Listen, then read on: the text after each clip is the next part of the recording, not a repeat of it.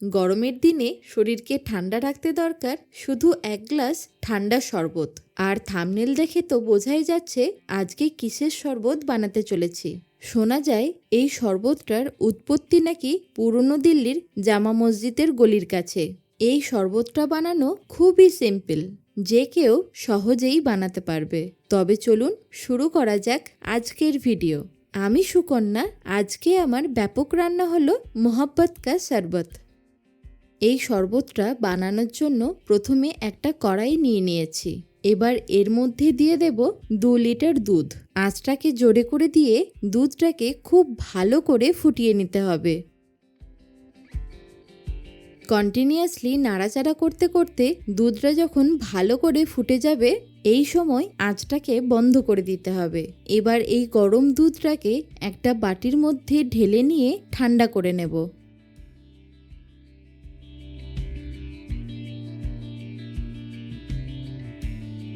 এবার একটা বাটির মধ্যে দিয়ে দিচ্ছি 2 টেবিল চামচ চিয়া সিড। এবার সামান্য একটু জল দিয়ে চিয়া সিডটাকে ভালো করে সোক করে নেব। গরমের দিনে এরকম ভেজানো চিয়া সিড শরবতের সাথে মিশিয়ে খেলে খুব ভালোভাবে শরীর আর পেট ঠান্ডা থাকে। এবার মিষ্টির সিরাপ বানানোর জন্য একটা কড়াইয়ের মধ্যে দিয়ে দিচ্ছি 1/2 কাপ চিনি। যে কাপের মাপে চিনি ব্যবহার করেছি সেই কাপের মাপেই 1 কাপ জল দিয়ে দেব। এবার ফ্লেমটাকে জোরে করে দিয়ে কন্টিনিউয়াসলি নাড়াচাড়া করে যেতে হবে। আপনারা এখানে চিনির বদলে মিছরিও ব্যবহার করতে পারেন। এবার চিনিটা যখন জলের সাথে ভালোভাবে মিশে যাবে, তখন ফ্লেমটাকে অফ করে দিয়ে একটা বাটির মধ্যে ঢেলে নেব। এই চিনির সিরাপটাকেও ভালো করে ঠান্ডা করে নিতে হবে। এবার সবথেকে মূল উপকরণ যেটা, সেটা হলো তরমুজ। আমি এখানে একটা 3 কিলো সাইজের তরমুজ নিয়ে নিয়েছি। এবার তরমুজটার দুটো সাইড এইভাবে কেটে নিয়ে অর্ধেক করে নেব।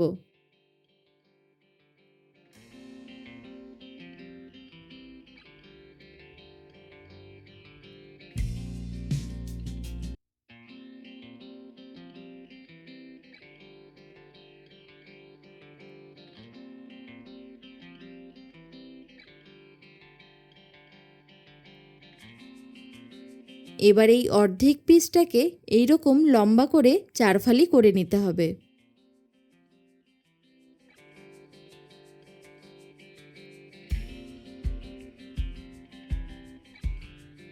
এরপর এরকম ছোট ছোট পিস করে কেটে নিচ্ছি। একটা সুন্দর জিনিস আপনাদেরকে শেয়ার করে রাখি। তরমুজের সাদা অংশটাকে না ফেলে খোসাটাকে ছাড়িয়ে নিয়ে পোস্ত দিয়ে রান্না করলে দারুণ স্বাদের খেতে হয়। এতক্ষণে পুরো তরমুজটাই আমার ছোট ছোট কুচি করে নেওয়া হয়ে গেছে। এবার একটা বড় বাটির মধ্যে ঢেলে নিচ্ছি ঠান্ডা করে নেওয়া দুধটা। এবার দিয়ে দেব 2 হাতা ঠান্ডা করে নেওয়া সুগার সিরাপ। তার সাথে দিয়ে দিচ্ছি 1 থেকে 150 ml রুহ আফজা। এবার দিয়ে দেব অনেকটা পরিমাণে আইস কিউব। এরপর কেটে রাখা তরমুজের পিসগুলোকে দিয়ে দেব। তার সাথে দেব 2 টেবিল চামচ ভেজানো চিয়া সিড। এছাড়া স্বাদটাকে আরেকটু বাড়িয়ে নেওয়ার জন্য দিয়ে দিচ্ছি কিছুটা আমন্ড কুচি। এবার একটা হুইস্কার দিয়ে সব কিছুকে আমি খুব ভালো করে মিক্স করে নিচ্ছি। গরম থেকে ফিরে এসে যদি এইরকম 1 গ্লাস ঠান্ডা ঠান্ডা শরবত খাওয়া যায়, তাহলে শরীর আর মন দুটোই রিফ্রেশ হয়ে যাবে। এবার এই ঠান্ডা ঠান্ডা শরবতটা গ্লাসের মধ্যে সার্ভ করে নেব। প্রথমে প্রত্যেকটা গ্লাসে অল্প করে একটু তরমুজ কুচি দিয়ে দিচ্ছি।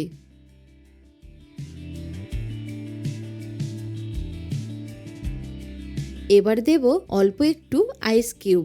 এরপর শরবতটাকেও দিয়ে দিচ্ছি।